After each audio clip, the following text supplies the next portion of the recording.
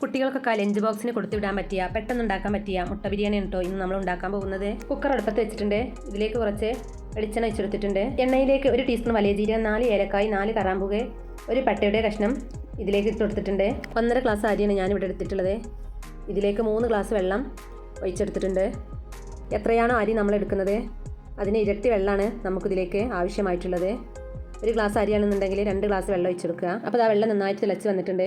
ഇനി കഴുകി എടുത്തിട്ടുള്ള അരി ഇതിലേക്ക് ഇട്ട് കൊടുക്കാം.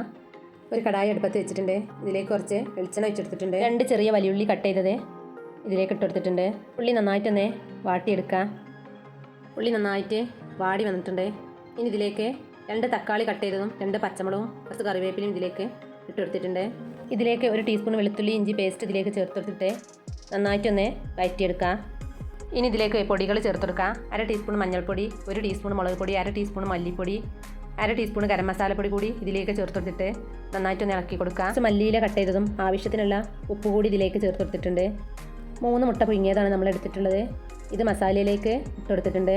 അപ്പോൾ ആ മസാലയൊക്കെ നന്നായിട്ട് വെന്ത് വന്നിട്ടുണ്ട്. മുട്ടൻ്റെ എല്ലാ ഭാഗത്തും മസാല ആക്കി കൊടുത്തിട്ടുണ്ട്. ഇനി മസാലേൻ്റെ മുകളിലേക്ക് റൈസ് ഇട്ട് കൊടുക്കുക. ക്യാരറ്റ് ഗ്രേറ്റ് ചെയ്തതും മല്ലിയിലും ഇതിൻ്റെ മുകളിൽ ഇട്ട് കൊടുക്കുക.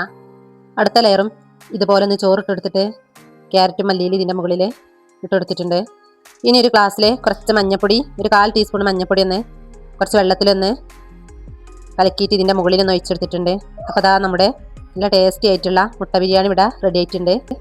അപ്പോൾ എല്ലാവരും ഒന്ന് ട്രൈ ചെയ്ത് നോക്കണം. കൂടെ തന്നെ ഇതുപോലുള്ള ഈസി റെസിപ്പികൾക്കായി എൻ്റെ ചാനൽ ലൈക്ക് ചെയ്യാനും ഷെയർ ചെയ്യാനും സബ്സ്ക്രൈബ് ചെയ്യാനും മറക്കല്ലേ.